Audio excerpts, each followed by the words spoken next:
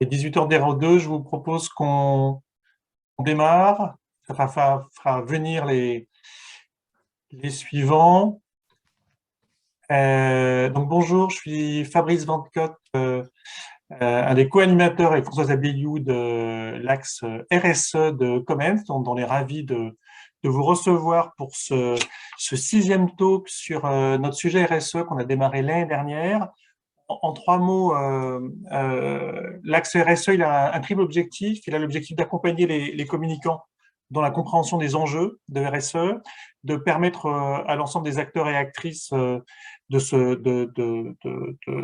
fait, aux communicants, pardon, excusez-moi, d'être acteurs et actrices de cette transformation au sein des organisations, et puis de former, d'accompagner dans une communication responsable. Donc, on a déjà eu plusieurs sujets qui ont été traités, que certains d'entre vous ont pu voir. Si vous ne les avez pas vus, vous pouvez les voir en replay, notamment sur les entreprises à mission avec l'intervention de la Massif et de la Maïf, sur un sujet qu'on appelait Back to Basics, c'était un peu la pédagogie de la RSE avec notamment l'intervention de Vinci, ou encore la communication responsable avec une intervention de l'ADEME. Et là, nous démarrons un beau sujet sur ce talk numéro 6, qui est RSE et communication, une combinaison gagnante, point d'interrogation. Et je laisse la parole à Sylvie de l'ASUS. Bonsoir, merci Fabrice. Donc, bienvenue pour ce sixième rencontre sur le sujet de la RSE. Comme l'a dit Fabrice, la RSE a été définie comme un axe prioritaire de travail chez Comment depuis le début de 2021. La raison, et ça a été renforcé par les différentes présentations qui ont déjà été faites, c'est que la RSE est en train de transformer profondément la communication et ses métiers. Et il semble important que nous soyons acteurs et actrices de ce changement pour en profiter au maximum et valoriser nos fonctions. Donc, encore une fois, comme a dit Fabrice, il y a eu plusieurs webinaires. On a rappelé les basiques, les définitions. On a examiné le rôle des entreprises à mission, les relations entre la RSE et la com interne. Maintenant, c'est... Pardon, j'ai cru entendre quelqu'un. C'est le moment d'arriver aux questions de fond. Est-ce qu'il y a un combat, une opposition entre la communication et la RSE au sein des entreprises? Ou au contraire, est-ce qu'il y a de telles synergies et des enjeux communs qu'elles vont finir par fusionner pour donner naissance à une nouvelle fonction stratégique, qu'on l'appelle engagement, communication responsable, ou d'un nom et d'une définition qui reste encore à inventer? Et c'est le sujet que nous allons essayer d'aborder aujourd'hui. Il y a peu de chances qu'on réponde à toutes ces questions en un peu plus d'une heure, mais l'idée, c'est de vous embarquer, tous communicants et communicantes que vous êtes, dans la grande aventure de transformation de notre fonction, en posant les questions qui méritent débat et réflexion.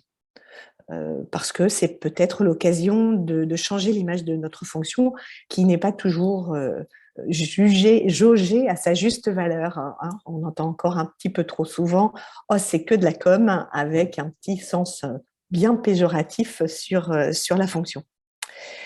Alors, com et RSE, comment est-ce qu'on les articule? Est-ce qu'il y a une seule façon? Est-ce qu'il y a une façon meilleure que les autres? Ou est-ce qu'il y a plein de façons en fonction des organisations?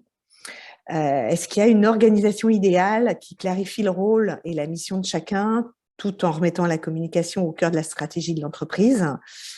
En fait, quand on a préparé cette intervention, enfin cette rencontre, on avait, dans la liste des titres, on avait listé un titre un peu plus provocateur qui était « Communication et RSE, oxymore ou pléonasme ». Et c'est vraiment un petit peu sur ce sujet-là que je vous propose de débattre dans le moment qui vient. Pour ça, on a la chance d'avoir 3 intervenantes et intervenants de grande qualité, avec des expériences très complémentaires. 3 personnes que je suis absolument ravie de voir sur ce plateau, parce que c'est 3 personnes pour qui j'ai un grand respect, et je pense que ça va vraiment permettre un débat assez profond. Vous les connaissez certainement, mais je vais quand même vous les présenter brièvement pour que vous compreniez bien d'où ils ou elles tirent leur expérience et leur position. Donc, nous avons d'abord Béatrice Mandine, qui est directrice de la communication de l'engagement, pardon, de communication. La marque et l'engagement. La marque et l'engagement, exactement, du groupe Orange. Donc, Béatrice, tu débutes ta carrière en tant que journaliste au Figaro, Marie-Claire et à la 5, avant de rejoindre les services communication d'Alcatel puis de Forestia. En 2008, tu intègres Orange, où tu diriges successivement le service de presse, puis la communication groupe et la marque depuis 2013, qui intégrera la communication interne en 2018. En 2020, ton périmètre s'élargit à l'expérience client et à l'engagement.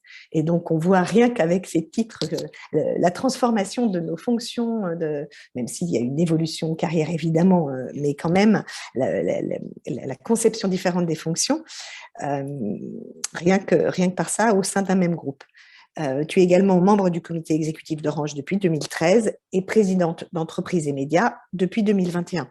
Donc aujourd'hui, Béatrice sera notre expert terrain, confrontée à l'exercice délicat de mettre en cohérence quotidiennement les envies et les stratégies dans la réalité quotidienne d'une entreprise.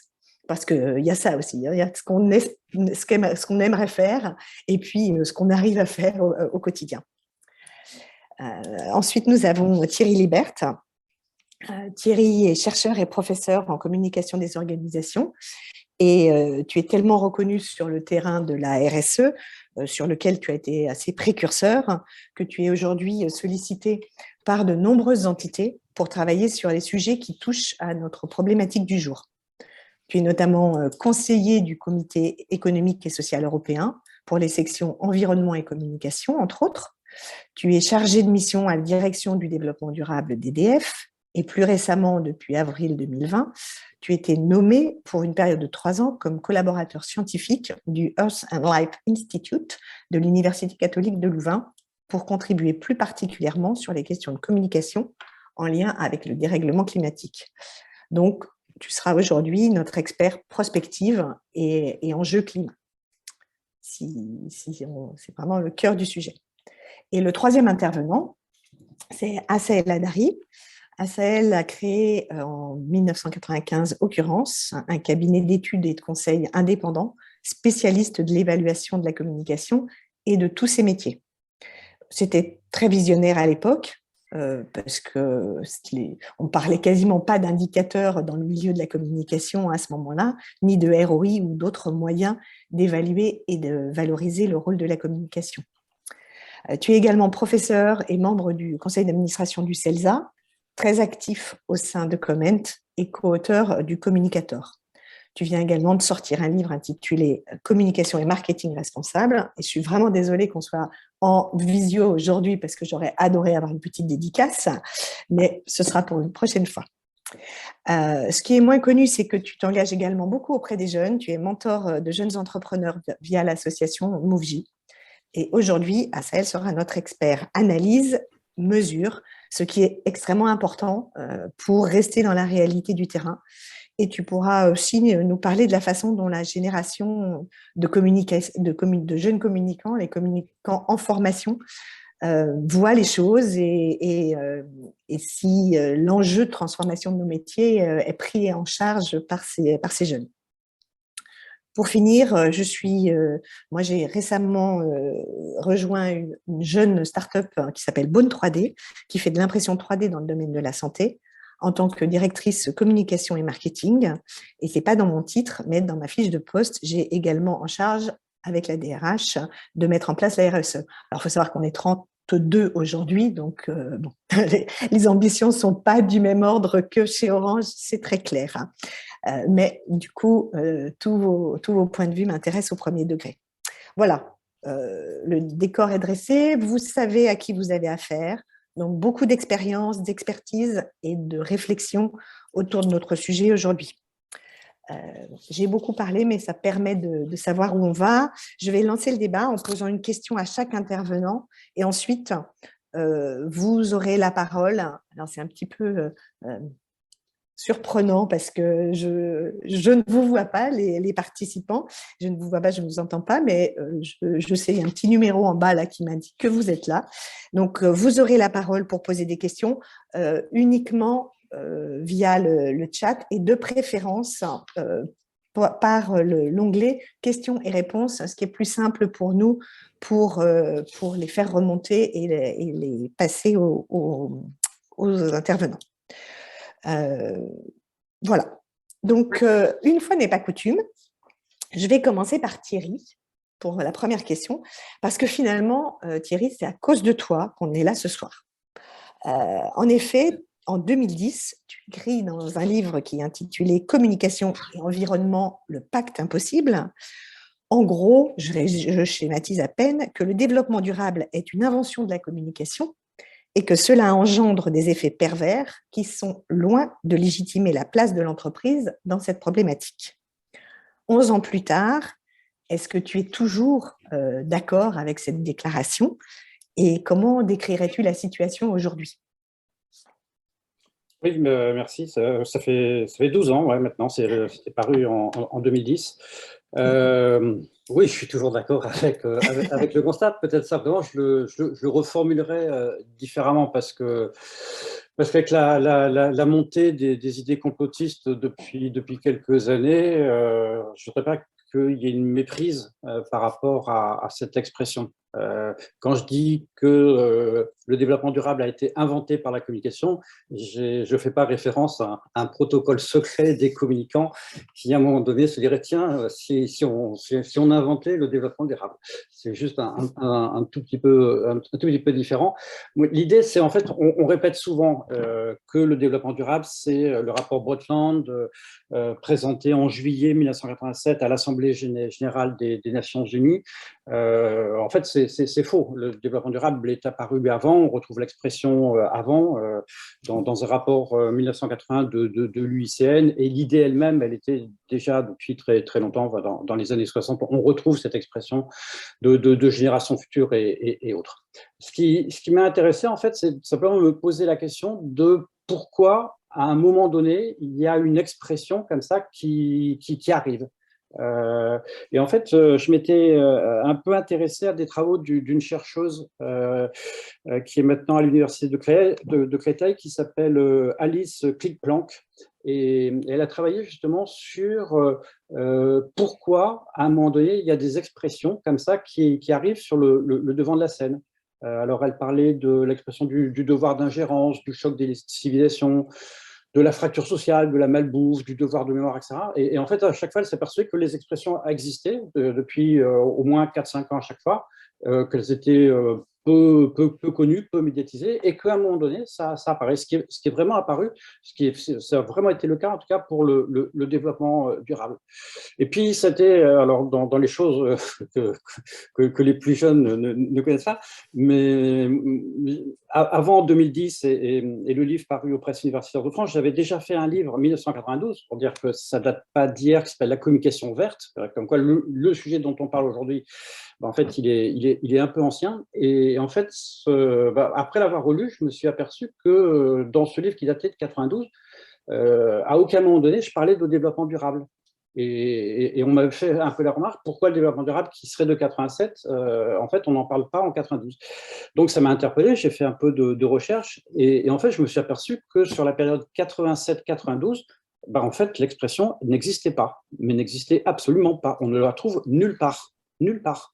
Donc, j'ai fait des recherches, alors c'est facile à l'université avec des logiciels, etc., dans le journal Le Monde, dans Libération, dans le Figaro, comme j'étais à l'université de Louvain, dans le journal le soir, et en fait, on n'en parle pas. Enfin, peut-être il y a une ou deux expressions. En général, on parlait d'ailleurs plus souvent de développement soutenable à l'époque. Et tout ça pour dire quoi? Tout ça pour dire qu'en fait, l'expression, elle est arrivée, pareil, ça va être les 30 ans bientôt, avec le sommet de la Terre, le sommet de Rio, qui est le premier grand sommet où tous les chefs d'État, enfin un très grand nombre de chefs d'État, se réunissent à Rio de Janeiro pour parler de l'environnement. Et c'est vraiment à ce moment-là, avec des acteurs comme le WBCSD, World Business Council on Sustainable Development, que l'expression de développement durable, c'est vraiment ancré. Et pourquoi ce succès du développement durable? Parce que ça fait partie des sujets sur lesquels on est forcément tous d'accord, des sujets qui font consensus et que peut aussi porter le monde de l'économie, parce que dans le développement durable, il y a d'abord du développement. Donc, on ne peut pas imaginer un développement qui ne serait pas durable, donc on est forcément pour. Donc, tout était peut-être en place pour que cette expression fasse florès. Peut-être on discutera pendant nos échanges sur peut-être cette réduction, à mon sens, de cette notion de développement durable avec d'autres expressions, bien évidemment la transition écologique. Dans les entreprises, on parle de plus en plus de direction de l'engagement. Je vois aussi l'expression d'impact, direction de l'impact, peut-être qui commence à émerger. En fait, en dehors même des questions sémantiques, historiques, qui ont relativement peu d'intérêt, ce que je voulais aussi faire, c'était mettre en garde contre une sorte de surutilisation, de survalorisation de la thématique environnement et plus largement développement durable dans les communications des organisations, parce que, à mon sens, ça peut introduire un effet boomerang. Et je crois que certaines organisations n'ont pas échappé à cet effet. Donc, c'était aussi pour mettre en garde, si on se remet dans le contexte de 2010, c'est peu après le Grenelle de l'environnement, c'est l'explosion du greenwashing. Maintenant, je crois qu'on est sur autre chose. Assel en parlera très bien quand on parle de communication responsable. On est sur autre chose simplement que des allégations environnementales. Donc, c'était peut-être un peu pour préciser ces différents points. Et puis, on pourra voir tous ensemble comment, dans le monde de l'entreprise, cette articulation entre les enjeux de communication et de développement durable peuvent essayer de bien se mettre ensemble. Bon. Je vous propose de m'arrêter là dans un premier temps.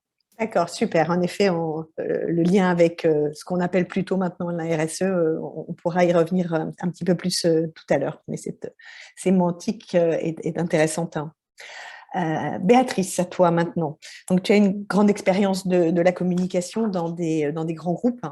Et tu as également, via ton engagement dans le réseau Entreprises et Médias, qui est l'association des DIRCOM des grandes entreprises publiques et privées françaises, travaillé avec les DIRCOM des plus grandes entreprises sur le sujet de l'avenir de la fonction communication. Donc, c'est intéressant d'avoir un petit peu de réflexion prospective sur ça. Alors, est-ce que tu es d'accord avec le constat de Thierry? Et quel rôle peuvent jouer les DIRCOM des grandes organisations pour faire évoluer notre métier et le replacer au centre des nouveaux enjeux de société? Alors, bonsoir à tous. Juste plusieurs commentaires à ce que j'ai entendu. La première, c'est que les sujets de sémantique sont forcément des sujets qui sont intéressants, évidemment, pour les communicants que nous sommes. Donc, on ne va pas dire le contraire. Et puis, y compris d'ailleurs sur le volet pourquoi ça émerge, qu'est-ce qui fait qu'un mot fait son chemin ou pas, ou bien est abandonné par les uns ou les autres. C'est des sujets qui sont extrêmement intéressants, mais je crois que sur le fond, ce n'est pas ce qui nous rassemble aujourd'hui. Et si on veut aller jusque-là, en revanche, c'est important quand c'est signifiant. C'est-à-dire que, pour le coup, les sujets de sémantique, ils sont intéressants quand un mot est galvaudé ou pas galvaudé et qu'il porte une connotation négative, et auquel cas, ou en tout cas erronée par rapport à la notion qu'on veut porter à un moment donné. Donc, c'est pour ça que je crois que Thierry disait qu'on parle dans les entreprises beaucoup de direction de l'engagement. Il n'y en a pas tant que ça, des directions de l'engagement. Moi, si je vous partage mes convictions, sans rentrer dans, il le fait bien mieux que moi, l'historique du développement durable ou aujourd'hui ce qu'on appelle la RSE, même je trouve que même le terme de RSE est en tout cas assez décalé par rapport à ce que moi je perçois aujourd'hui dans la réalité des entreprises et en tout cas de ce qui nous préoccupe aujourd'hui. Et c'est en cela que je parle de communication engagée, ou plus exactement de marque engagée, parce que ça porte, de mon point de vue, quelque chose forcément qui s'inscrit qui inscrit davantage de légitimité. Quand on parle de marque engagée, c'est assez, j'allais dire 360. Ce que ça signifie, c'est que ça va de l'engagement des collaborateurs, d'ailleurs, jusqu'à la communication engagée au sens de communication responsable. Donc moi, je le prends dans cette dimension extrêmement large. Et pour le coup, je m'empresse de dire qu'il n'y a aucune opposition avec la RSE en tant que telle, parce que pour avoir une communication engagée, on doit pouvoir s'appuyer sur un département RSE extrêmement solide, qui n'est pas forcément toujours un truc hyper glamour, mais c'est des batteries d'indicateurs dans tous les sens, avec des programmes très structurés, avec des gens qui sont des hyper spécialistes de tas de sujets, que d'ailleurs nous, communicants, ne maîtrisons pas forcément, mais qui doivent être en place dans l'entreprise si précisément on veut pouvoir avoir une marque engagée, une stratégie de marque engagée ou une communication engagée qui soit crédible. Et là, je fais une autre parenthèse, qui est que c'est vrai pour ces sujets évidemment environnementaux et au sens très large, ces sujets de responsabilité au sens large. Mais c'est vrai de tout temps pour la communication. C'est-à-dire que tu plaisantais en introduction en disant c'est que de la com et parfois notre métier a une connotation négative. Moi, en tout cas, en tant que DIRCOM et en tant que présidente d'entreprise des médias, encore davantage, je me sens la mission de défendre cette fonction que je considère totalement essentielle. C'est une fonction. Pourquoi ça évolue dans le temps et pourquoi le vocable évolue dans le temps, c'est que aussi la fonction du DIRCOM, elle est nécessairement un trait d'union entre l'entreprise et la société dans laquelle elle vit. Ça doit être une fonction qui garantit que la société évolue pas hors sol et que le constat qu'on fait aujourd'hui, c'est que la société, elle a une aspiration indiscutable, quand je dis la société avec toutes les parties prenantes de l'entreprise, à trouver une voie de passage pour cette transition écologique ou cette urgence climatique qu'on évoque aujourd'hui. Donc, pourquoi est-ce que toutes les entreprises aujourd'hui se mettent à parler d'environnement? Ce n'est pas juste parce que c'est à la mode. C'est parce qu'elles ont des capteurs, ou elles ont la sensibilité et la perception que l'ensemble de leurs parties prenantes, à commencer par leurs clients et leurs salariés, sont dans cette attente-là et qu'on ne peut plus faire du business en occultant cette dimension-là. Mais si je reviens sur le rôle du communicant, ça m'agace toujours un peu quand on oppose la communication et, on va dire, la sphère environnementale ou responsabilité au sens large, en disant faites attention, attention au greenwashing, c'est un sujet sur lequel il faut faire particulièrement attention. Mais Dieu merci, on a la responsabilité depuis toujours de communiquer sur des choses qui sont vérifiées, d'avoir une communication de preuve, indépendamment de la thématique. Je veux dire, et si je prends juste le sujet de la communication financière, ça fait un petit moment qu'on doit démontrer ce qu'on affirme, et d'un point de vue même marketing, plus largement, ça fait très longtemps que les marques, ça ne suffit plus que de simplement faire des promesses sans les démontrer. La communication de preuve, c'est simplement le monde dans lequel on est, et ce monde, il s'est matérialisé de mon point de vue avec la révolution digitale, puisqu'à partir du moment où on a une voie de retour à la communication des entreprises, je parle des marques, c'est ce que je connais le mieux, à partir du moment où on a une voie de retour immédiat sur tout ce qu'on dit, eh bien évidemment, on doit directement derrière avoir une communication de preuve et de fait qui fait que quand on déclare quelque chose, on est capable de le démontrer. En tout cas, on sait qu'on est challengé en permanence sur tout ce qu'on dit. Donc, moi, je fais juste ce petit bémol-là, parce que c'est évidemment un sujet extrêmement prégnant, le sujet du développement durable, de la RSE, de l'environnement, de l'urgence climatique. D'ailleurs, honnêtement, toute cette sphère-là,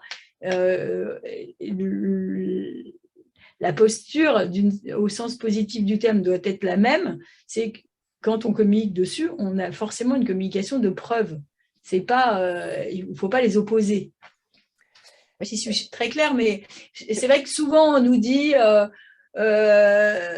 vous n'avez pas peur. C'est même assez pervers parce que la vigilance, elle est légitime, mais il y a même des gens qui n'osent pas parler de ce qu'ils font dans ce secteur-là de peur du greenwashing. Oui, le greenwashing, on pourrait le déclarer, tout le washing tout court. Il faut faire extrêmement attention à ça, parce qu'il en va de notre crédibilité et de notre légitimité de dire comme. Mais ce n'est pas particulier dans ce secteur-là. Encore une fois, si j'oppose un truc aussi basique que la communication financière, ça fait très longtemps qu'on fait attention à ce qu'on dit dans ce secteur-là et qu'on le démontre. Donc, on n'a pas attendu le green pour se sentir en responsabilité de ce qu'on énonce. C'est vrai, je pense qu'on reviendra sur le sujet, d'autant qu'il y a déjà des petites remarques dans le chat sur ça. Mais il y a un gap du coup aujourd'hui entre la réalité des choses où je pense qu'il y a, bien que, petite remarque de Sabine Maréchal, il y a une augmentation drastique des condamnations du jury de la déontologie publicitaire. Alors, est-ce qu'il ne faudrait pas des chiffres pour montrer qu'en effet, tous ces exemples qu'on continue à nous opposer pour dire c'est que de la com, alors que, comme tu viens de le dire, la plupart des entreprises ont une communication de preuves. Est-ce qu'il ne faudrait pas des chiffres pour montrer qu'il y a une toute petite partie d'entreprises qui peut-être ne le font pas et que du coup tout le monde le paye mais avant de parler de ces chiffres-là, je vais poser une petite question à Assaël. Si je retrouve ma petite question. Voilà, ok. Donc, Assaël, toi, tu as aussi été à l'avant-garde du mouvement qui rapproche la communication et la RSE, mais en tout cas l'engagement, la responsabilité et même si ça a apporté plusieurs noms, ce qui débouche aujourd'hui sur une communication responsable. En participant dès 2010-2011 au groupe de travail qui réunissait plusieurs associations, dont Comment d'ailleurs, qui s'appelait Communication et entreprise à l'époque, mais ça ne change rien. Et vous aviez publié à l'époque l'Observatoire de la communication et du marketing responsable, qui rassemblait des témoignages et qui déjà à l'époque montrait que cette problématique était totalement prise en compte par les directions de la communication. Et puis, vous aviez beaucoup listé les outils disponibles parce que, encore une fois, et Béatrice l'a bien dit, il faut des outils et il faut des packages techniques sur lesquels s'appuyer. Et c'est assez important. Il faut des discours, des stratégies, des réflexions, mais aussi des outils pour asseoir la légitimité de ce qu'on fait. Aujourd'hui, Occurrence relance un petit peu ce débat en créant une offre de mesure de la communication responsable. Pourquoi maintenant ? Est-ce que tu penses que la situation a suffisamment changé pour qu'un discours qui semble être resté lettre morte il y a 12 ans maintenant permette aujourd'hui de faire bouger les choses et de crédibiliser enfin cette fonction qui fait beaucoup de choses, mais qui n'y est pas reconnue. Et est-ce que toi qui passes ton temps à mesurer la communication des entreprises, est-ce que tu as décelé des changements importants récemment dans ces indicateurs? Alors, je réponds sur la partie pourquoi maintenant et ce qui s'est passé. Alors, qu'est-ce qui s'est passé en 2010-2011 hein, parce que ça peut paraître… Qu'est-ce qui s'est passé pour nous en 2010-2011 ? En fait, en 2010, apparaît quelque chose qui s'appelle la norme ISO 26000. La norme ISO 26000, c'est une magnifique norme. D'ailleurs, je vous invite à la télécharger, à la lire. Par rapport à d'autres normes, elle est presque poétique, elle est extrêmement bien écrite. C'est pas du tout rébarbatif à lire, elle n'est pas abrasif, elle est extrêmement intéressante. Elle arrive, elle est signée par 99 pays. C'est une vraie grande norme. Et elle dit la chose suivante, en fait, je suis une plateforme, tous les métiers, emparez-vous de moi et faites de moi des applications métiers. Le BTP, les avocats, etc., etc. Et qu'est-ce qui, à votre avis, il se passe quoi en 2010, en 2011 ? Le premier métier qui s'en empare, c'est le métier de la communication qui va produire, grâce à la force collective de toutes les associations professionnelles, on va créer l'application de la norme ISO 26000 au métier et au secteur de la com. Et là, on est en 2012. Et malheureusement, il faut bien reconnaître les choses. Il faut bien reconnaître les choses, c'est qu'il ne se passe rien. C'est-à-dire qu'en termes d'application, en termes de… Et donc, c'est pour ça que la boîte à outils, je suis un garçon très positif, je suis très optimiste, donc je ne veux pas voir le verre à moitié vide, mais le fait est que depuis 2012, globalement, on a déjà des outils. Et quand là, moi, je parle de communication responsable, je ne parle pas de communiquer sur la RSE. J'évoque le fait que la fonction com, les pratiques de la fonction com, upload le logiciel de la RSE. C'est-à-dire que là, on se questionne nous-mêmes. Évidemment qu'on est contribué grâce du fait qu'on soit le véhicule dans lequel on peut déployer, propager des contenus RSE. Évidemment qu'on contribue à la RSE, mais nous-mêmes, est-ce que nous nous transformons dans nos pratiques? Est-ce qu'on se pose la question de notre bilan carbone de notre activité? Et donc, est-ce qu'on se pose la question de l'éco-socio-production de nos outils? Est-ce qu'on se pose la question de l'éthique de nos métiers, de nos contenus, à la fois de nos contenants et de nos contenus? Là, on parle, donc ça dépasse largement le sujet hein, du climat. Il y a beaucoup d'autres sujets. Aujourd'hui, on ne parle pas que pour vous faire la liste, on ne parle pas que de greenwashing, on parle de purple washing, on parle de pink washing, on parle de purpose washing, on parle de beaucoup de sujets. Donc, on est vraiment attendu sur les contenus et sur les modalités d'expression des marques et des contenus. Hein. On donne à voir encore récemment un sujet extrêmement compliqué d'ailleurs à appréhender, le cas Camaïeu, très intéressant à analyser et pas si simple, pas évident d'être manichéen sur des sujets comme ça. Et pourquoi aujourd'hui ça réapparaît pour moi? D'abord, il y a un sujet qui est un peu dur à entendre, mais c'est qu'il y a une pression colossale de la société envers notre pratique, envers nos sujets. Évidemment qu'il y a des associations qui vont fort sur nous. Je vais mettre à la limite, je vais mettre 2-3 liens dans l'échange qu'on a tous ensemble dans le chat. Je vous invite par exemple, à aller voir. Alors, je vous montre tout de suite ce qu'il y a de plus hard. Comme ça, au moins, c'est fait. Je vous montre si vous avez l'occasion et prenez 2 Prozac avant, c'est le rapport Big Corpo qui a été fait par les Amis de la Terre, mais aussi une association qui s'appelle quand même Résistance à l'agression publicitaire. Enfin, le mot n'est pas anodin. Hein, voilà. Donc, je vous mets ça dans le. C'est intéressant. Moi, le livre que je viens d'écrire, il n'est pas du tout bashing. L'idée, c'est d'être sur la crête, mais c'est d'entendre ce mouvement de fond contre notre profession, contre nos professions, pour essayer quand même de comprendre la critique. C'est intéressant pour progresser. Donc, il y a ce moment-là où il y a des facteurs exogènes qui font qu'on doit bouger, sinon on va être empêché de faire notre métier. On voit bien que des lois qui nous bloquent, il y a encore eu le sujet de la loi de Barbara Pompili qui a pété jusqu'au bout de ce que certains auraient aimé, mais elle a eu cet élément-là. Il y a eu les états généraux de la fonction com en face de ce projet. Mais depuis 1974, première loi Veil, voilà, il y a une succession de lois qui vient nous dire, j'aime bien ce mot des anglo-saxons, la notion de license to operate. Est-ce qu'on va pouvoir encore faire notre métier comme on veut le faire? Donc ça, c'est des sujets exogènes qui font qu'aujourd'hui, il y a un momentum, il faut changer. Puis il y a des sujets un peu endogènes qui sont en nous. Par exemple, moi, je constate, tu évoquais, je suis très présent dans les écoles, etc.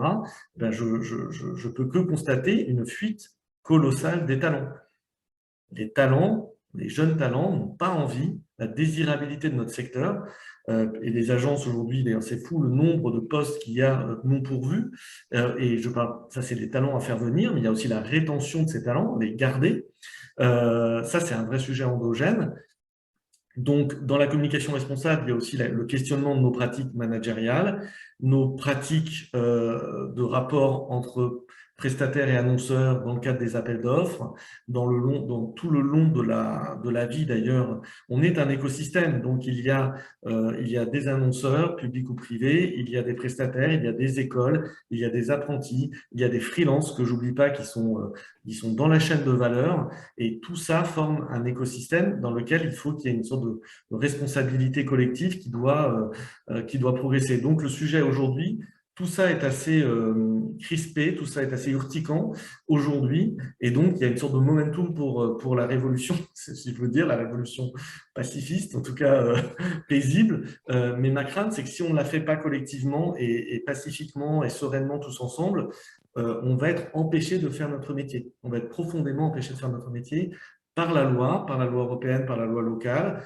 par des mouvements sociétaux. Voilà, quand on vient, juste pour un exemple, hein, quand on vient dire à des afficheurs que en fait, ils sont des pollueurs visuels, et que concrètement, on leur retire 20 ou 30% dans certaines zones de business, c'est bien un empêchement de faire son travail. Et quand on fait de l'affichage, je ne pense pas qu'on se réveille le matin en disant « je suis un pollueur ». Et à un moment donné, la société vient dire ça. Voilà. Donc, je vois bien que là, il y a un momentum pour que collectivement on y aille. tous ensemble, sereinement, en discutant, en ayant bien la conscience de la chaîne de valeur complète que l'on forme. Et voilà, et je pense que ça, ce sont des enjeux, on pourra revenir sur la communication, le sujet de la communication responsable, mais voilà, il y a des enjeux d'éthique des messages, d'éthique des pratiques, d'éco-socio-conception des outils, d'accessibilité de nos outils, vraiment d'ultra-vigilance sur ce qu'on exprime dans nos communications, parce qu'on est justement, on est maître des contenus, on est maître de ce qu'on diffuse, et donc la question de la représentativité de ce qu'on émet, qu'on associe à sa marque. Voilà, les clichés sexistes, stop, les représentations. Juste, je cite, puisque Comen vient de sortir une super étude avec Kantar, voilà, citons-la, elle est sortie la semaine dernière. Sur 25 ans de publicité, il y a 1% de présence des personnes en situation de handicap dans le monde de la publicité. Il y a 15% de personnes qui sont en situation de handicap en France. Sur 25 ans de publicité, il y a 1% des personnes handicapées dans les publicités. Et quand ce sont, et ces 1%, c'est quoi? Ce sont des publicités sur le handicap. Donc, vous voyez, c'est une succession de faits, d'améliorations que l'on peut réaliser tous ensemble. Et voilà, je pense que et ça redonnera beaucoup de sens aux acteurs qui font ce métier-là, tous ensemble, et aux jeunes qui vraiment, je vous assure, hein, se questionnent très, très fortement sur le fait d'aller faire ce beau métier, et encore plus, là, un petit message pour les agences, et encore plus dans les agences. Merci Assel. Avant de donner la parole à Béatrice qui voulait réagir là-dessus, juste une petite question technique parce qu'elle est arrivée sur la norme ISO 26000.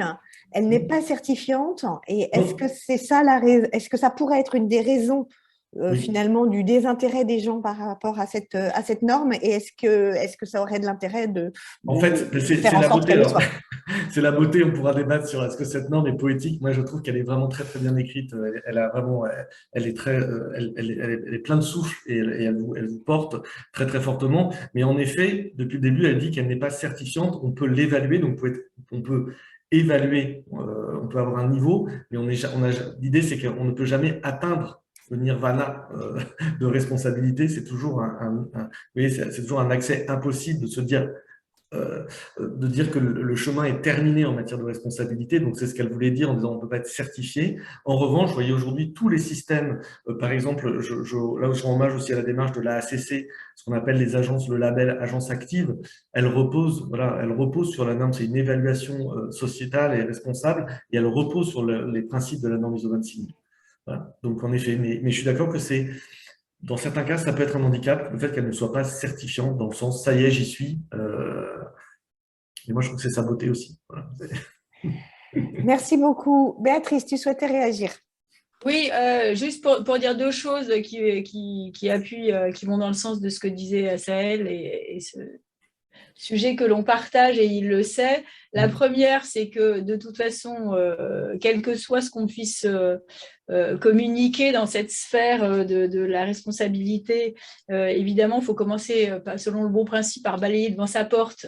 Donc, moi, je ne cesse de prôner les formations de communication responsable et de mesurer nos propres impacts de nos communications, de nos campagnes, de tout ce qu'on fait dans l'événementiel.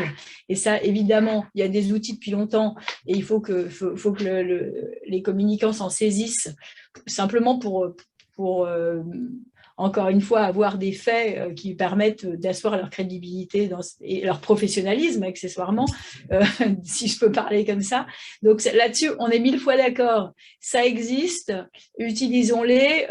Moi, je ne prends jamais la parole en interne dans la communauté des communicants Orange ou pas Orange, sans rappeler qu'il y a ces formations qui sont à disposition et que ça doit devenir une routine qui est la première marche avant quoi que ce soit vers une communication engagée. Mais le deuxième sujet que je voulais partager, c'est que l'inquiétude que tu nous partages sur le fait que le secteur soit moins attractif, évidemment qu'on le partage aussi, c'est même la genèse des états généraux de la communication.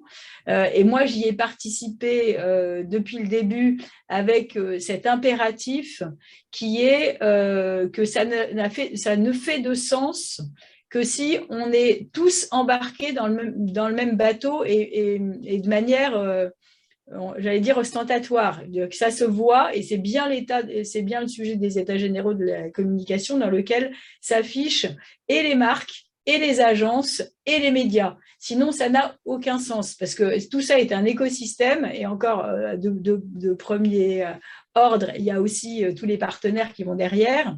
Mais oui, il y a une inquiétude à avoir par rapport à une perception de nos métiers qui est extrêmement négative. D'ailleurs, je commence par rajouter que, en fait, quand on est anti-com, en général, on est plutôt anti-pub.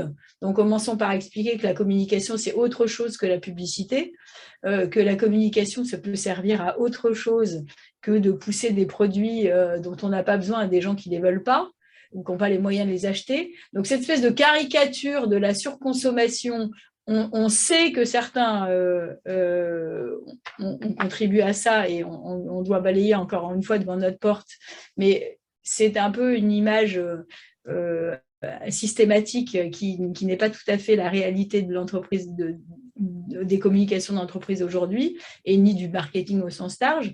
Donc, encore une fois, c'est à nous de démontrer qu'on a la sensibilité d'avoir compris que le monde avait évolué. Enfin, je pense que tous autour de cette table ronde, qui n'en est pas une, on a compris depuis 25 ans que le monde avait changé. Ou alors il faut qu'on change de métier. Mais il y a une agressivité vis-à-vis des métiers de la communication que nous représentons. À une autre époque, c'était autre chose. On nous prenait souvent, mais combien de fois on ne nous a pas dit bah oui, les communicants, c'est des gens qui parlent bien, ou c'est des gens qui ont une bonne sensibilité, ou qui ont une bonne créativité. Ben non, c'est un métier. Moi, je passe ma vie à expliquer que c'est un métier, et c'est aussi un métier qui est ouvert sur les tendances de la société et qui, par conséquent, doit prendre tout ça en considération. Donc, on est d'accord là-dessus, mais moi, je ne veux pas de misérabilisme, parce que le sentiment d'agression qu'on partage là sur les métiers, c'est conjoncturel par rapport à la loi Pompili en France. Moi, je te donne des tas d'autres secteurs qui ont le même sentiment d'être persécutés par la réglementation, les lois, les interdits et le license to operate que tu évoquais. Donc, on est d'accord là-dessus, c'est vrai, et ça doit être un sujet pour les communicants que nous sommes, mais pas de misérabilisme. On fait quelque chose qui se voit systématiquement, donc tout le monde s'intéresse à ce qu'on fait, et c'est bien normal. Et après, les gens ont un avis qui est parfois très partiel, et c'est à nous de faire la pédagogie de nos métiers, ce à quoi ça sert, et si ça influence le monde dans lequel on est, tant mieux. C'est déjà une forme de reconnaissance. Merci beaucoup, Béatrice. Je crois que Thierry voulait aussi réagir et peut-être aussi donner quelques chiffres justement sur ce qu'on disait au départ, à la réalité des entreprises qui sont engagées versus celles qui continuent à nous apporter tort un peu à l'image de la communication. Oui, parce qu'il y avait une question dans le chat sur les cas de greenwashing. Alors, depuis 2008, c'est-à-dire la création de l'RPP en remplacement du BVP, la nouvelle recommandation développement durable qui a été faite a vraiment fortement stabilisé le sujet, qui était vraiment en explosion avant. Et de 2008 jusqu'à très récemment, jusqu'à il y a 2 ans, le taux, alors c'est pas les plaintes devant le jury de déontologie, parce que c'est pas significatif, c'est le rapport annuel qui est organisé chaque année par l'ADEME et l'RPP, parce que là, ça prend l'ensemble des publicités environnementales qui n'ont pas forcément reçu de plainte devant le jury de déontologie. Donc, c'est beaucoup plus significatif parce que l'échantillon est beaucoup plus important. Et donc, on était sur une moyenne depuis plus d'une dizaine d'années de 5% de ce qu'on appelle cas de greenwashing avéré. Alors, plus ou moins grave, c'est ce qu'on appelle soit des manquements, soit des réserves. Et pendant plus d'une dizaine d'années, on était sur un chiffre de l'ordre de 5% sans grande variation. Et il s'est passé un phénomène important l'an dernier, c'est que ça a explosé, ça a doublé. Et alors qu'on ne le voyait pas venir, on est passé de 5 à 10% de cas de manquement et de réserve, c'est-à-dire des cas présentés par ADEME et RPP comme étant allégations environnementales trompeuses, plus un phénomène particulier qui est une niche qui est la sphère numérique. Alors pour le cas français, par exemple, l'étude a été faite sur les vidéos YouTube. Une vidéo YouTube sur deux qui parle d'environnement, enfin de manière commerciale, qui parle d'environnement, n'est pas conforme à la recommandation de développement durable. Et au niveau européen, sur l'ensemble des études faites il y a quelques mois par la Commission européenne, là on est à 42% de cas d'allégations environnementales trompeuses. Je rappelle pour ceux qui s'intéressent à ce sujet que le 1er mars, la Commission européenne va publier un document qui s'appelle Empowering Consumers into Green Transition, qui va justement traiter de ce sujet-là. Une fois qu'on a dit ça, il ne faut quand même pas se tromper de combat, parce que, à mon sens, le combat, il n'est plus là, il est toujours là, mais il s'est fortement élargi.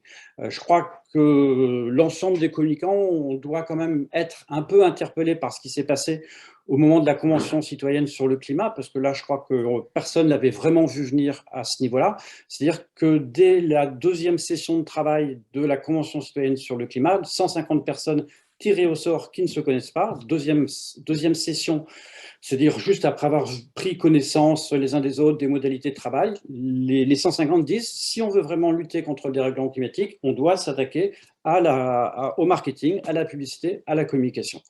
Et ça, c'est important, parce que il n'y avait pas d'experts qui leur disaient qu'il faut aller dans ce sens-là. C'est vraiment les 150 citoyens qui ont dit, voilà, il faut aussi qu'on travaille sur ce sujet. Et on a vu un peu les résultats, parce que dans les propositions, on était vraiment sur le sujet de la publicité, sur des modes importants qui sont de mettre des mentions partout, des interdictions très fortes, etc. Donc, c'est un avertissement qu'on doit vraiment entendre. Parce que, et c'est là où peut-être c'est plus important, quand on parle d'allégations environnementales trompeuses, d'éco-blanchiment, greenwashing, le sujet pour nous, communicants, il n'est plus à ce niveau-là, parce que ça renverrait au principe d'une communication responsable qui serait une communication sur le sujet de la RSE. C'est pas ça du tout, la communication responsable. Quand on parle de communication responsable, on est sur un autre niveau qui est celui de la responsabilité du communicant face aux grands enjeux de la transition écologique, solidaire, etc. C'est-à-dire, c'est quoi la place de la fonction communication par rapport à ces grands enjeux? Et donc, c'est une communication sur les messages, et Assaël et Béatrice l'ont bien dit. On est sur un travail qui prend en compte l'éco-socio-conception des supports de communication, qui prend en compte le reporting carbone, l'impact carbone de l'ensemble de nos actions, qui prend en compte ces éléments de stéréotypes, d'imaginaire, les éléments de décor dans nos publicités. Le meilleur exemple, c'est celui de l'autosolisme qu'on voit beaucoup pour les publicités pour des véhicules. C'est la relation entre l'agence et l'annonceur. Donc, on est sur un sujet qui est beaucoup plus important et qui ne peut pas être réduit au thème encore du message. Voilà, juste, je propose de m'arrêter là. Merci Thierry. Béatrice. Et moi, je voulais juste rajouter, parce que j'ai ma casquette de l'Union des marques aussi qui s'agite quand j'entends parler effectivement des interdictions publicitaires, à l'argument de bon sens qu'on utilise beaucoup, et ce qui a fait d'ailleurs que dans l'histoire de la loi Pompili, on est arrivé d'une certaine manière, après avoir eu très très peur, à une forme de retour à la raison, c'est que c'est un argument de bon sens qu'on devrait être capable, si on était moins culpabilisé, d'utiliser. C'est que ça ne fait aucun sens d'interdire la publicité. Je vais prendre un exemple, ça va peut-être froisser quelques marques automobiles, mais ça ne fait aucun sens de s'acharner à interdire les publicités sur les véhicules diesel. Et ça ferait beaucoup plus de sens, à l'inverse, d'interdire la production de véhicules diesel. C'est-à-dire, c'est ahurissant d'en arriver à se dire, on va traiter un sujet majeur comme l'urgence climatique en supprimant la publicité sur ce sujet-là. Il y a aussi à la source peut-être à se poser des questions sur l'efficacité de nos lois de temps en temps, et en tout cas sur cette histoire de loi Pompili, ce type d'arguments sont quand même arrivés à convaincre des gens, en tout cas de bon sens, même si ça ne nous a pas empêché quelques débats houleux avec les uns ou les autres qui sont qui sont plus acharnés sur la dénonciation de la communication. Mais la dénonciation de la surconsommation, elle existe depuis que la publicité existe. Hein. Et probablement que certains ont abusé du sujet. Hein. Moi, je suis pas dans la naïveté totale. Et c'est sûr qu'il y a des moments où ça dérape et qu'on doit collectivement aussi être capable de condamner des pratiques qui nous paraissent des pratiques de communicants non responsables. Oui, tu as totalement raison, d'autant que sur l'interdiction de la publicité, on a quand même un historique qui commence à dater et qui montre que c'était absolument vain et inutile, c'est sur le tabac. Ça n'a quasiment aucun impact, de toute façon. Disons qu'en tout cas, l'augmentation du prix a eu un meilleur impact. Tout à fait. On ne peut pas dire que ça n'en a pas, mais en tout cas, il y a d'autres moyens plus efficaces, semble-t-il. Justement, revenir peut-être plus à l'organisation, pour toi, Béatrice, ton rôle aujourd'hui, il est très large au sein du groupe Orange et très transverse. C'était pas la structure de la direction de la communication il y a quelques années. Quelles ont été les raisons et les déclencheurs de cette évolution et est-ce que tu et les communicants en général en ont été vraiment moteurs pourquoi ça a évolué, quoi. D'accord. Et écoute, après, toutes les entreprises ont des organisations différentes et le sujet de l'organisation d'une direction de la communication est toujours un truc un débat qui peut lancer les communicants que nous sommes pendant des heures de débat sans que, franchement, on construise quoi que ce soit de vraiment efficace. Moi, ma conviction personnelle, elle est simple. Elle est que pour être efficace, une communication doit être cohérente. Quand on a dit ça, ça veut dire que ça passe vers, moi, ce que j'appelle une communication intégrée, c'est-à-dire dans un 360 qui est de bon sens, puisque s'il y en a un qui tire par là et l'autre qui tire par là, on a du mal à faire une image qui soit vraiment puissante. Une fois qu'on a dit ça, ça veut dire que je prône simplement un département de communication interne ou externe qui soit unifié par rapport à d'autres convictions qui le rapprocheraient la com interne de la RH.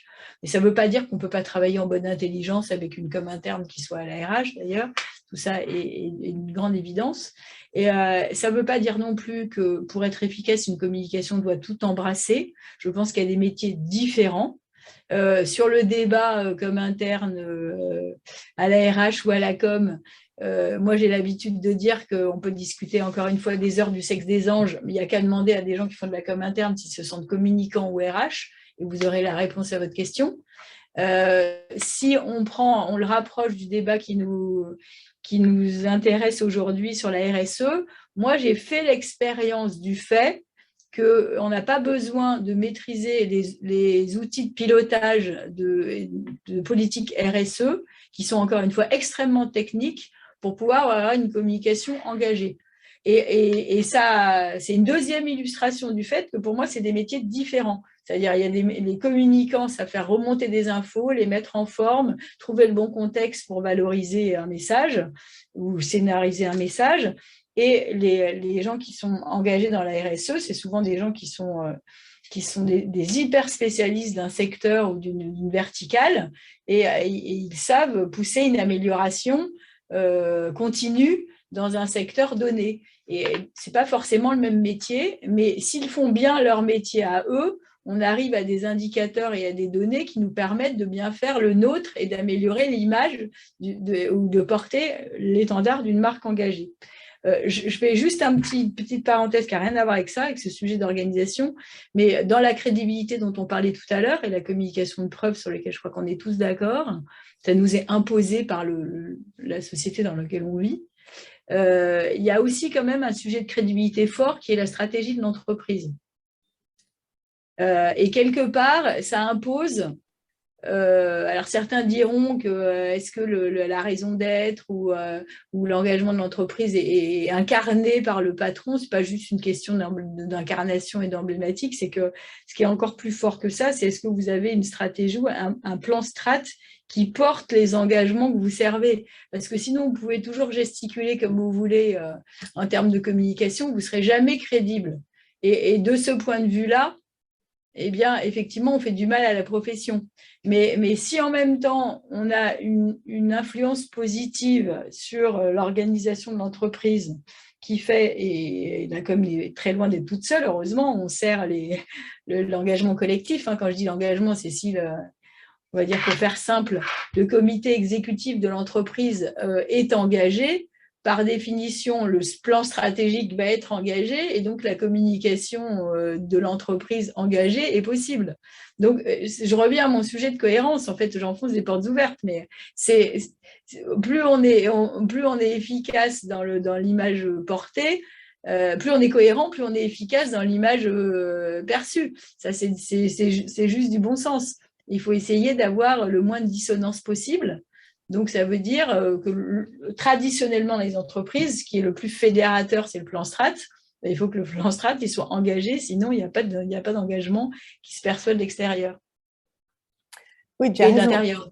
Et du coup, un des rôles importants du communicant, c'est aussi de s'assurer que les indicateurs très techniques, comme tu dis, de la RSE, sont transformés en quelque chose de compréhensible et ne sont pas simplement des tableaux de chiffres qui donnent bonne conscience à tout le monde, mais qui finalement, du coup, n'ont pas forcément de sens. Par rapport à la mission. Tu as raison, mais ça, c'est le travail de décodeur du communicant assez classique, on va dire. Mais du coup, tu t'arrives à traduire, à vulgariser d'une certaine manière un discours de spécialiste, qu'il soit des RSE ou toute autre spécialité. Non seulement le vulgariser, mais aussi pointer du doigt parfois son manque de pertinence. Parce que moi, je suis très habituée à communiquer avec des scientifiques et c'est parfois, ça ne veut pas dire que c'est faux ce qu'ils racontent ou que ça, mais parfois, ce n'est pas pertinent par rapport à ce qu'on veut faire. Et c'est très facile de sortir des dizaines d'indicateurs et de les suivre et de montrer que oh là là c'est vachement bien parce qu'ils augmentent et puis finalement de ne pas réaliser que c'est bien mais que ça n'a aucun sens par rapport aux objectifs, aux engagements de l'entreprise. Moi, je ne voudrais pas monopoliser la parole, mais un bon sujet aussi, c'est le sujet de la raison d'être. C'est-à-dire la raison d'être, en plus, quand on parle d'effet de mode, en France, c'est très particulier parce que c'est la loi Pacte qui a fait que tout d'un coup, tout le monde s'est saisi de ce sujet-là. Donc, tu peux te dire, c'est quoi la sincérité, la sincérité de l'exercice raison d'être. Nous, ce qu'on s'est dit assez naturellement, c'est que ce n'est pas un exercice de différenciation, parce que sinon, ça devient un exercice de com et il fallait résister à l'idée d'en faire une belle formule bien claquante qui nous aurait décalé de la concurrence. Ça doit ressembler à ce que nous sommes pour être crédible et porté par l'entreprise. Et puis après, ça doit être démontré. Donc, c'est quoi les indicateurs de la raison d'être qui font que, une fois que tu l'as inscrit, si jamais tu l'inscris au fronton de l'entreprise, on est crédible dans le fait que ça nous sert à quelque chose, c'est-à-dire que c'est une boussole qui oriente notre action. Et là, c'est ton sujet sur les indicateurs qui me fait penser à ça, tu peux avoir 1000 manières de le démontrer. Nous, on a ressenti la nécessité d'avoir un set d'indicateurs pas trop large. Et donc ça, c'est un exercice compliqué parce que va demander à des spécialistes ou des ingénieurs chez moi de ne pas être exhaustif. Et il y en a quelques-uns. Ça relève du supplice parfois. Mais on a fait cet exercice-là en disant mais on doit être capable aussi de démontrer dans ce concert de déclaration sur la raison d'être qu'on n'a pas fait l'exercice juste parce que c'était le moment de le faire ou à la mode ou parce qu'il fallait être bon élève dans le CAC 40. On l'a fait parce que ça fait du sens chez nous et d'ailleurs, on est capable de le prouver. Et haute communication de preuve, on a créé un comité qu'on a appelé Raison d'agir pour passer de la raison d'être à la raison d'agir et avec des alliés critiques, on va dire, des gens, des personnalités extérieures qui ont la possibilité de nous interpeller sur finalement ce qu'on dit. Est-ce que c'est vraiment cohérent avec la raison d'être dont on s'est doté et qu'on a choisi d'inscrire au statut. Donc, toutes ces démarches-là, elles sont faites pour crédibiliser ce qu'on dit. Ce qu'on dit en termes de communication commerciale, ce qu'on dit à nos salariés, ce qu'on dit en termes de communication publicitaire, tout ça est fait pour essayer de solidifier un discours et lutter contre c'est que de la com qui nous agace beaucoup comme communicants, mais qui est quand même bien ancré dans l'opinion publique. Merci. Alors, Assaël, est-ce qu'il y a des indicateurs de raison d'être, des faciles et mesurables, ou des indicateurs de pertinence, des indicateurs RSE? Où est la limite de la mesure et la pertinence de la mesure dans tout ça? En fait, il faut être convaincu à la base que, encore une fois, ce qui se mesure bien se gouverne bien. En tout cas, on va à un moment donné pouvoir progresser, démontrer si on mesure. Donc, c'est le point de départ. L'autre élément préalable, on va dire, à cette réflexion sur les KPI, les fameux indicateurs de performance, c'est d'être convaincu, et ça c'est un point je pense qu'on a tous ensemble, mais le sujet de la communication responsable ou de la RSE vient nous le réaffirmer. La communication est un investissement, pas simplement un centre de coûts ou de dépenses, et ceux qui pilotent ces investissements ne sont pas des troubadours, mais des experts qui ont une légitimité, qui doivent, même si ils doivent parfois batailler pour la démontrer, cette légitimité, ils ont cette légitimité. Et justement, ce qui est intéressant dans le sujet qu'on est en train d'aborder, c'est que, on va dire que l'équation, on voit bien qu'on est une science, que la communication est une science, parce qu'en fait, notre équation quotidienne, elle devient plus sophistiquée. Avant, on avait une équation relativement, enfin, deux inconnues. J'ai des ressources et j'essaye de maximiser mon retour sur investissement, mes impacts. C'est pour ça que moi, j'aime bien le mot impact. Je le vois moi aussi apparaître. J'aime bien ce mot parce que il est assez concret, il sous-entend que ça se mesure, etc. Donc, j'avais dans mon équation une inconnue qui sont des ressources, qui est plus ou moins inconnue d'ailleurs, ressources humaines, ressources budgétaires, et avec cette ressource, je dois essayer d'avoir un ROI, des impacts maximisés. Et là, on vient complexifier, et donc pour moi, un communicant aujourd'hui, ça traite en permanence une succession d'équations à 3 inconnues. C'est-à-dire que j'ai toujours mes ressources, je dois toujours essayer de maximiser mon impact, mais en plus, il faut que je m'assure qu'il n'y a pas d'autres impacts écologiques, sociétaux, sociaux qui se dégénèrent autour de moi. C'est-à-dire, en gros, est-ce que je n'ai pas des effets collatéraux, des impacts collatéraux négatifs?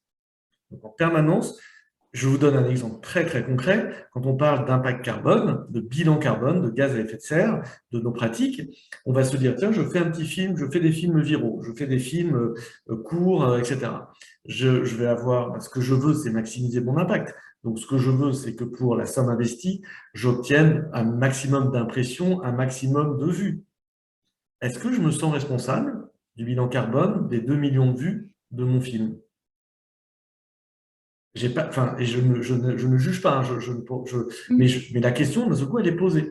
C'est-à-dire que là, j'ai mon enjeu, et puis d'un seul coup, la dame dit, scope 3 de responsabilité, impact direct, indirect. Est-ce que tu prends dans ton escarcelle? Est-ce que tu compenses enfin, en gros, est-ce que tu compenses ta performance? Et c'est une vraie question. Demain, on aura à nouveau des salons professionnels, on aura des visiteurs sur nos stands, etc. J'ai 250 visiteurs, je ne sais pas, sur la Foire de Paris, au Salon de l'Agriculture, etc. J'en ai 10 000. Est-ce que je me dis que je suis responsable du bilan carbone de leur venue sur mon stand? Est-ce que je dis non, qu'on partage un peu avec tous les autres sur le salon? Vous voyez, mais on va arriver à des questions qui ne sont pas simples du tout, hein, mais que je pense à un moment donné, on ne va pas pouvoir esquiver. En tout cas, il va falloir qu'on essaie d'avoir une réponse on va dire, raisonnable, raisonné. C'est pour ça que moi, j'aime bien aussi parfois le mot de communication raisonnée. Voilà. En plus, j'aime bien parce qu'il y a un côté rationnel dans ce vocable. Mais on va être confronté à des sujets comme ça en permanence. Et donc, on va avoir besoin d'indicateurs pour progresser. Le carbone s'en est un. Mais pour vous en donner un autre aussi, où je pense que c'est un vrai gros sujet, où on peut avoir un vrai impact à l'échelle de notre filière, c'est la notion, on a la main plutôt, entre la communication ou le marketing, on a la main sur les budgets publicitaires. D'ailleurs, ça, c'est un argument sur les anti-pubs que j'évoque souvent, Béatrice ou d'autres, mais ce que font souvent les anti-pubs, les anti-com, ils oublient complètement le fait qu'il y a 15 à 18 milliards d'euros qui, chaque année, financent la pluralité des médias. Ça, c'est un truc, c'est marrant, ça passe complètement. Mais nous, on n'oublie pas du tout. Hein. Oui, mais ça passe souvent complètement. Voilà, c'est qu'à un moment donné, oui, c'est il y a beaucoup d'où l'importance de valoriser l'écosystème. Exactement. Donc, quand on met un chiffre, quand on dit, bon, globalement, l'aide de l'État directe, c'est un peu moins de 500 millions d'euros. Il y a des aides indirectes avec la Poste, etc. Mais globalement, la pub, voilà, ça nous permet d'avoir une pluralité de médias en France. Mais donc, ce sujet-là sur l'investissement, par exemple, il y a un vrai sujet qu'on pourrait traiter collectivement, que je résumerais en stop hate money, c'est-à-dire de se dire collectivement, 0 euro des annonceurs publics ou privés ne doivent venir financer un site de désinformation, de haine en ligne, de conspirationnistes, etc. etc. Ce n'est pas le cas aujourd'hui. À l'échelle du monde, on est à peu près à 3 milliards d'euros qui ont été clairement fléchés et souvent, dans le fait que souvent la majorité des directions de la com ne le savent pas. Hein. Ce n'est pas du tout sciemment que mais donc ça, par exemple, d'abord, ça fait ça fait mal à ce qu'on appelle la brand safety, c'est-à-dire que la marque, une belle marque se retrouve abîmée parce qu'elle se retrouve dans un contexte sur un blog négationniste, sur un site terroriste, etc. Enfin, ça arrive, hein, puisque ça, c'est le sujet de la programmatique et de l'achat média automatisé. Et ça peut être, et je pense que ça, il faut que collectivement, les agences, les grands annonceurs, les agences conseillers en achat d'espace, l'ensemble de la chaîne puisse se dire 0 euro, 0 euro fini sur un site nauséabond. Et d'ailleurs, c'est un double positif, c'est on assèche le financement de ces espaces-là. Et c'est de l'argent qu'on retrouve dans les vrais médias, dans des médias voilà, qui sont… et je ne fais pas du tout d'éléments idéologiques politiques. Hein, voilà, on se retrouve sur l'ensemble des médias. Ça peut être, par exemple, typiquement, chose collectivement. Et ça se pilote. Il y a des indicateurs. Donc, en fait, sur tous les sujets qu'on a évoqués, on peut mettre des indicateurs. Thierry citait la RPP, il y a un petit indicateur intéressant qui est nouveau à la RPP, ils ont regardé sur les influenceurs online, un nouveau sujet de responsabilité. Il y a de mémoire 26% à peu près de présence de marques anonymes, c'est-à-dire que l'influenceur ne dit pas qu'il est sponsorisé, dans à peu près un cas des cas. On a eu un cas célèbre récemment, Nabila a été condamnée pour ce sujet-là parce qu'elle faisait la pub des crypto-monnaies et elle n'a pas été condamnée parce qu'elle faisait la pub des crypto-monnaies, ce qui aurait pu être en soi un sujet, mais parce qu'en fait, elle ne disait pas qu'elle était sponsorisée pour le faire. Voilà. Donc ça, voilà un nouveau champ, on voit encore un nouveau champ où on peut aller, on a encore un petit… Voilà. C'est pas la cata, 26%, c'est la 75% qui font bien le job, quoi. Mais comme c'est une démarche de progrès, voilà quelques éléments et qui se mesurent. Une dernière question peut-être à Thierry avant de conclure ces débats qui pourraient continuer toute la nuit, je pense, mais c'est bien, ça veut dire que le sujet a de l'intérêt et n'est pas simple. Une question autour de la communication et de la RSE des secteurs sensibles, notamment par exemple ceux qui polluent ou qui sont mauvais pour la santé, et peut-être plus globalement le lien entre le sujet RSE, communication responsable et réputation. Ouais, merci. On va essayer de faire court parce que la question est importante. D'autres points. Alors, juste pour ne pas oublier par rapport à ce que vient de dire Assaël, on sort, le Conseil de l'éthique publicitaire est en train de boucler son avis qui doit sortir d'ici un mois à peu près, justement sur le sujet de la brand safety. Et c'est en lien justement avec les pratiques de monétisation de la désinformation dont tu viens de parler. Sur le sujet de la réputation, c'est est-ce que la RSE apporte beaucoup à la réputation globale? C'est un sujet majeur. Et en fait, il y a peu d'études sur ce sujet-là, et les études qu'on a, elles sont assez contradictoires. Ou alors, c'est souvent des boîtes noires méthodologiques, et on a du mal à trouver un peu de rigueur. Assez récemment, enfin l'an dernier, il y a le Reputation Institute, qui est quand même un gros organisme qui travaille sur ce sujet-là, qui a essayé de quantifier la part de la RSE dans la construction de la réputation d'une entreprise. Et le chiffre est juste, enfin, à mon sens, assez extraordinaire, parce qu'on est à 49%, c'est-à-dire presque la moitié d'une réputation d'entreprise, tout secteur confondu, tiendrait au sujet de la réputation. Et dans ces 49%, si on remet ça sur une base 100, les 4 thèmes, c'est l'environnement avec 34%, le sociétal avec 31%, la relation avec les salariés 21%, et la relation avec les fournisseurs pour 14%. Donc, ça paraît gigantesque. Alors, sur le chiffre, moi, je n'ai pas trop d'études. Ce qui est intéressant, c'est que ce chiffre-là, il y a 10 ans, pour le même Reputation Institute, était de 16%. Donc, dans tous les cas, ce qu'on voit, c'est que dans tout cas, il y a une montée de l'importance de ces problématiques de RSE dans l'image globale, image, réputation, je n'entre pas dans le débat ici maintenant de ça. Mais il y a d'autres études, je pense notamment Edelman. Edelman, on est beaucoup plus loin. Sur une quinzaine d'items, le sujet de la RSE doit arriver seulement en 9e position. Et pour eux, la RSE, c'est en tout cas autour de 12-13% de l'image globale. Donc, en fait, tout ça pour dire, il faut juste être un peu prudent par rapport à ces considérations qu'on retrouve notamment chez certains consultants en disant, voilà, les RSE doit devenir un des sujets centraux de votre image.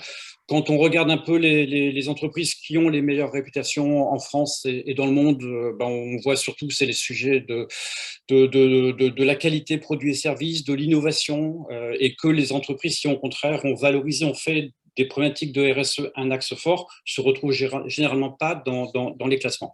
Donc ça, c'est le premier point important. Deuxième sujet, c'est que la compréhension de la RSE a un peu changé avec la méfiance de l'entreprise. C'est-à-dire, on croit moins lorsque l'entreprise nous parle de RSE, simplement parce que la méfiance envers l'entreprise, elle a fortement décru depuis une bonne vingtaine d'années. Concrètement, c'est-à-dire que la manière de parler de ces sujets-là, elle doit moins se faire, à mon sens, sur le sujet des engagements qu'on doit prendre, neutralité carbone à horizon 2035, etc., mais vraiment sur la proximité et preuve en permanence. Donc, on est vraiment sur une communication d'être en capacité d'apporter la preuve en permanence de ce qu'on dit, simplement parce qu'il y a ce mouvement de méfiance important qui s'est installé. Et puis, pour répondre à la question sur les sujets sensibles, c'est la question, à mon sens, une des questions les plus importantes, parce que moi, je considère qu'il n'y a pas de lien entre la communication responsable et le type d'entreprise. Pour le dire autrement, on met souvent en évidence les entreprises énergie fossile, Total par exemple, comme étant un des champs du greenwashing, etc. Et les bons exemples qui reviennent en permanence, Patagonia, Ben & Jerry, La Massif, Camif, etc. Moi, je veux bien, mais j'ai un peu l'idée, l'espoir peut-être même, qu'on peut imaginer une communication responsable chez pour aller vite parce qu'on est en fin de discussion, chez des pollueurs notoires. Il n'y a pas de lien. Et l'idée même de la communication responsable, c'est peut-être justement que des entreprises ayant un impact environnemental et sociétal fort puissent justement se lancer dans cette démarche. Il faudrait être beaucoup plus prudent parce qu'elles sont un peu sous le scope de l'ensemble des ONG environnementales qui ne manqueront pas dans tous les cas de faire des critiques, mais arrêtons de mettre en évidence les bons élèves simplement parce qu'il y a peu d'impact environnemental. Et Jardiland, et Yves Rocher, etc., j'ai évidemment rien contre eux, mais pour moi, la communication doit aussi se faire pour l'ensemble des entreprises, quel que soit leur secteur d'activité. Merci Thierry. Béatrice, c'est exactement ce que je voulais dire. Alors, ça ça va être encore plus rapide. Je veux dire, c'est un peu agaçant, effectivement, parce que moi, j'ai l'impression que finalement, parce qu'il y a une voix critique, ça bloque beaucoup de marques dans une démarche qui doit être une démarche de progrès, d'amélioration continue. Donc, il ne faut surtout pas que les secteurs qui sont traditionnellement perçus comme polluants, si on prend cet exemple-là, ça s'extrait de cette démarche de progrès vers une amélioration et la communication peut y contribuer.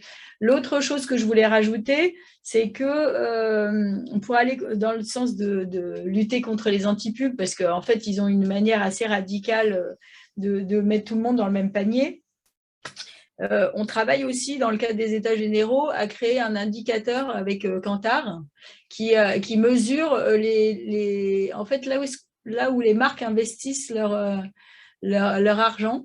Et notamment, si on reste dans le secteur de la publicité, les campagnes qui prônent des usages responsables ou du mécénat, ou tout ce qui est d'une manière ou d'une autre qui porte un élan de solidarité et qui est financé par les entreprises. Tout à l'heure, Assaël parlait du fait que ça finançait évidemment la pub, la pluralité des médias, ce qui est quand même dans une démocratie pas très accessoire, pour ne pas dire que c'est absolument essentiel de mon point de vue. C'est la journaliste que je suis qui parle.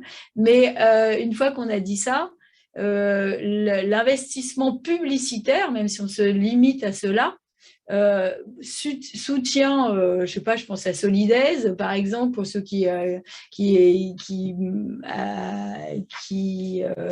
sont des partenaires de cet événement, énormément d'actions de solidarité très concrètes. Donc là, c'est bien une communication de preuve et qu'il faut mettre en valeur et qu'on veut mettre en valeur. De la même manière que Thierry parlait tout à l'heure d'arrêter de parler de nos engagements et de parler concret des initiatives, nous, c'est ce qu'on a fait chez Orange quand on se dit, bah, tiens, on va, plutôt que de dire on est dans le digital, on doit travailler notre impact carbone dans le secteur du digital, vous le savez ou vous ne le savez pas, mais c'est à nous de vous l'expliquer.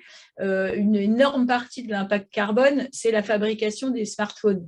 Pour autant, on ne va pas vous dire, chez Orange, vous ne serez pas crédible, arrêtez d'utiliser votre smartphone, c'est toute communication.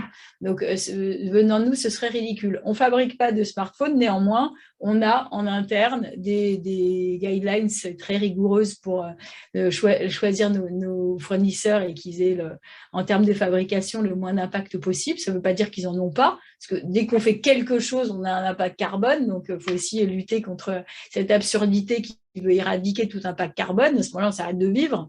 Parce que déjà, respirer, c'est un impact carbone. Donc, il faut aussi remettre les choses à leur place. Donc, en tout cas, on se dit, on prône un usage digital raisonné avec des outils qui sont extrêmement impactants et polluants, que sont les smartphones. Donc, c'est à nous, on a la responsabilité, bien qu'on n'en fabrique pas, de les récupérer pour les recycler. Et le geste, c'est le recyclage du mobile. Et c'est en montant des filières de recyclage, en récupérant les smartphones dans les boutiques Orange, en allant au-devant des freins qu'il y a dans ce domaine, puisque tout le monde est d'accord pour recycler son mobile, mais n'empêche qu'on en a tous dans nos tiroirs et on n'en fait rien. Et donc, on crée des événements qui font qu'on va favoriser un usage responsable. Typiquement, c'est ça qu'il faut inventer, c'est ça notre métier de communicant aussi.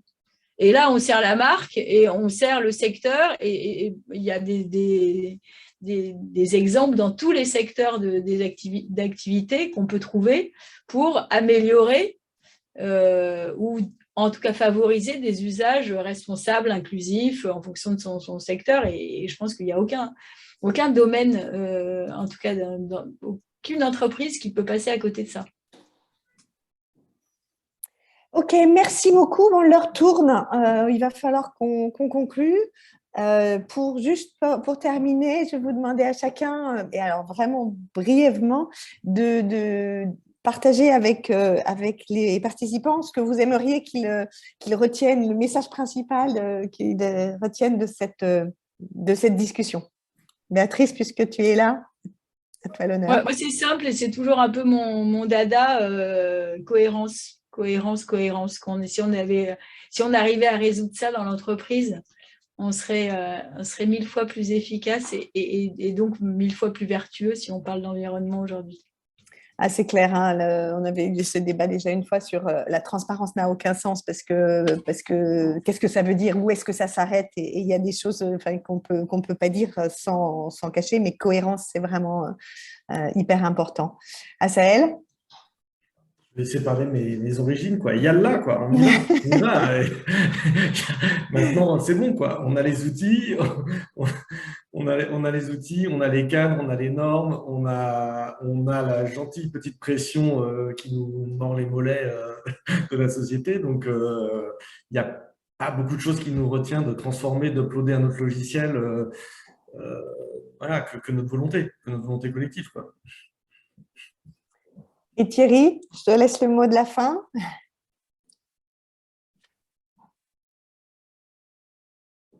Ah, ton micro est coupé. Oui, voilà, ok, je crois que c'est bon. Oui, j'avais coupé mon micro. Alors déjà, deux petits points de détail. Par rapport à toi, Sahel, l'argument des médias qui financent la presse, page 174 du rapport Big Corpo, il y a une dénonciation de cet argument en disant, mais justement, ça pose le Bien problème. sûr, en disant que c'est pas du financement, c'est de l'achat des médias. Ouais, donc c'est ça, c'est aussi la difficulté parfois de nos argumentations, c'est que voilà, on trouve toujours le bout qui fait que ça fonctionne pas. Et puis par rapport à Orange et Béatrice Mandine, dans les choses qui sont, enfin moi quand j'ai commencé à travailler pour mon entreprise sur le sujet de la communication responsable, je suis allé voir Orange et j'avais été impressionné par le travail qui avait été fait en interne sur le code de la communication responsable, parce qu'à l'époque, avec la FDJ, avec deux, trois autres, ça me semblait vraiment excellent. C'était un code de 8 pages, il y avait 4 axes, et puis surtout, ce qui était super intéressant, c'est qu'à côté de ça, il y avait le guide pratique, les cas pratiques, c'est pour l'ensemble du réseau des communicants, voilà concrètement comment vous pouvez faire. C'est vraiment l'idée qu'on s'appuie sur l'ensemble du réseau des communicants, c'est pas juste la direction de la communication qui parle. Pour terminer le mot de la fin de manière un peu générale, d'abord, on doit être un peu vigilant aussi, parce qu'on a senti, alors je parle un peu cash, mais on a senti le vent du boulet avec la loi Pompili. Et il ne faut pas qu'on se dise, voilà, c'est voté, il y a en préparation quelques décrets qui arrivent, mais voilà, le texte de loi est passé, on doit rester super présent sur ce sujet-là, parce que sinon, ça peut réapparaître. On voit que la communication, ça peut être un parfait bouc émissaire d'un certain nombre de dysfonctionnements, donc il y a vraiment cette présence. Et en dehors de tous ces travaux et de tous ces référentiels, et c'est vrai qu'entre celui de l'ACC, son label, entre l'Union des marques et le programme FAIR, entre ce que vient de publier Entreprise pour l'environnement, il y a vraiment maintenant pléthore d'outils et de références. Donc on est tous bien outillés, mais on doit aussi avoir cet état d'esprit de nous ramener un peu plus d'humilité. Et que quand on parle de ces sujets de RSE, c'est pas ce long fleuve tranquille et des entreprises qui disent de tout temps notre entreprise a mis la RSE, le développement durable au cœur de sa stratégie, etc. C'est pas facile, c'est compliqué et parfois on se plante. Et peut-être que nos salariés, les collaborateurs sont peut-être aussi les meilleurs porte-parole, parce qu'ils peuvent témoigner qu'au jour le jour, il y a parfois des obstacles, que c'est parfois un peu compliqué, que les hiérarchies sont parfois un peu réticentes, etc. Et que c'est peut-être comme ça qu'on retrouvera peut-être un peu plus de crédibilité. Donc tout ça pour dire, restons vigilants. Merci beaucoup. Merci encore à Béatrice, à Sahel et Thierry d'avoir partagé leur expérience et leur profonde réflexion sur ces sujets. Donc, en conclusion, cohérence, vigilance et yallah. Et je pense que je vais laisser la parole à quelqu'un de comment pour boucler en quelques minutes. Merci à tous les participants qui sont restés jusqu'au bout. Le nombre n'a pas chuté, donc c'est que vous avez été parfaits, les intervenants. Merci encore et à bientôt. Est-ce que Oui, Claire, ouais. déjà, un grand merci à nos 4 panélistes pour ce débat très, très instructif. Peut-être je vais laisser Françoise Françoise Abbayu, qui est la 2e VP de l'Axe RSE, pardon, donc faire un petit mot de conclusion. Françoise, ton micro est coupé. Non, il n'est pas coupé. C'est bon, là, on t'entend, ouais. Ah, bon. Ouais. Non, c'est bon, c'est bon. Non, on s'aperçoit que c'est important de pouvoir discuter aussi en petit comité sur tous ces sujets. Je suis désolée parce que je représente un peu la loi climat et résilience, c'est-à-dire la loi Pompili, donc OK. Mais je pense que pour être optimiste, comme est à Sahel et on discute ensemble, on va dans le bon sens, c'est-à-dire il y a des prises de conscience à la fois du côté des entreprises, à la fois du côté des salariés et des citoyens. Donc, ça nous pousse et forcément, on va y arriver effectivement avec beaucoup de transparence, de l'humilité et de l'échange et de la pédagogie aussi, je dirais. Voilà, pour conclure. Mais en tout cas, merci parce que c'était très riche et je crois qu'on pourra recommencer pour peut-être continuer, trouver des solutions et puis partager les bonnes pratiques de chacun. Avec plaisir. Rendez-vous dans quelques mois ou dans un an en live, j'espère, en vrai. Espérons. Et pour reprendre ce débat et voir si les choses ont changé. Mais on n'en doute pas et on va tous œuvrer dans ce sens-là. Merci beaucoup. Merci à nous tous. Et n'oubliez pas les prochains événements de Comment, quand même. Il y en a plein. Vous recevez des mails, inscrivez-vous. Ça fait du bien et ça permet de réfléchir. Ouais. Merci. On est plus forts tous ensemble. Ouais, bonne soirée.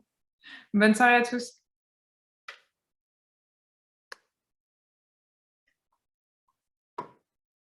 Bravo Sylvie, c'était très... Hop, elle est partie.